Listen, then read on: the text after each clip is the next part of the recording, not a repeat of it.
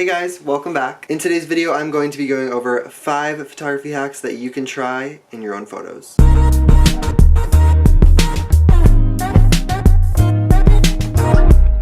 Since I am a portrait photographer, most of these tips are kind of based towards that realm of photography, but feel free to apply these however you'd like. So most of these tips I've been using for actual months now, maybe even years.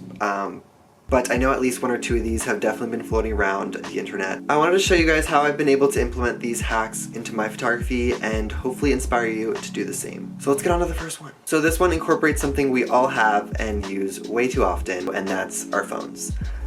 Now, holding the front of your phone screen up to your camera lens will actually flip the image that you're shooting and completely mirror one side of your image onto the other, depending on where you angle your phone. Now, this effect can easily be duplicated in Photoshop, but why not just try it while on your shoot location? And that way you can lessen the time you have to edit. So I'm using an iPhone SS Max in these visuals, but I'm fairly sure that any smartphone screen will create the same effect. The next one I like to call thinking like an editor. This one isn't an actual physical hack, but I wanted these tips and tricks to kind of relate to what you see in my photography, whether that be using a tangible object or not. So most of the time when I'm shooting, it's basically me just like wandering around trying to find a cool location, but it's not always the easiest to imagine what the final image can look like. I'm not always in the craziest locations from what it may seem like. A lot of my images are just taken in my room, or like my driveway or my street. So when you're looking at a scene, think of it in a way that your final edit is applied, and that way everything becomes way more magical. So this can basically be done by just mentally isolating a location in your head, because when it comes to physically shooting your concept, you can simply do that exact same thing within your camera with the magic of cropping.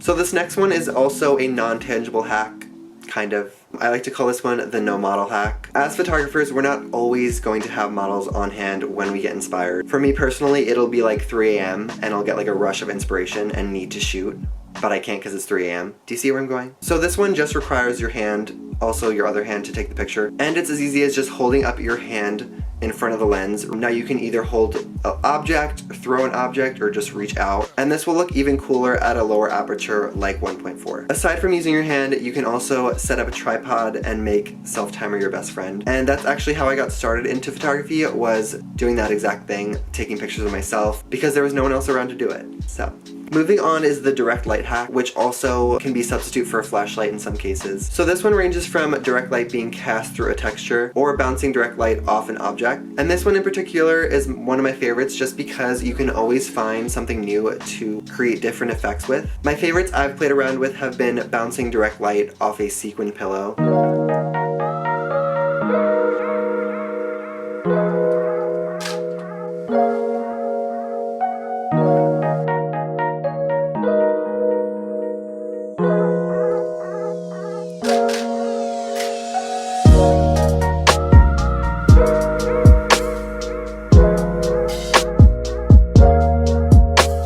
And then shooting light directly through different objects like colanders and doilies and CDs. The list just honestly goes on and on, so this is definitely one of my favorites. Now this next hack I use probably way too often in my images, but it just takes photos to the next level, so I don't care.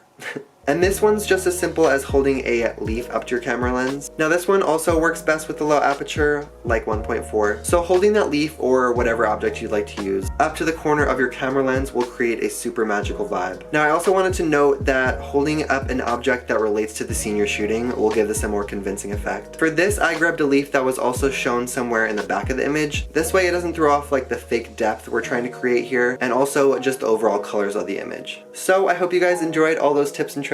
This little community is all about sharing ideas and inspiring others and educating, so if you have your own little secret photo hack you'd like to share, please comment it down below. Don't forget to follow me on Instagram and Twitter to see how I further incorporate these hacks into my photography. But I hope to see you guys super soon. You're the best. Okay, bye.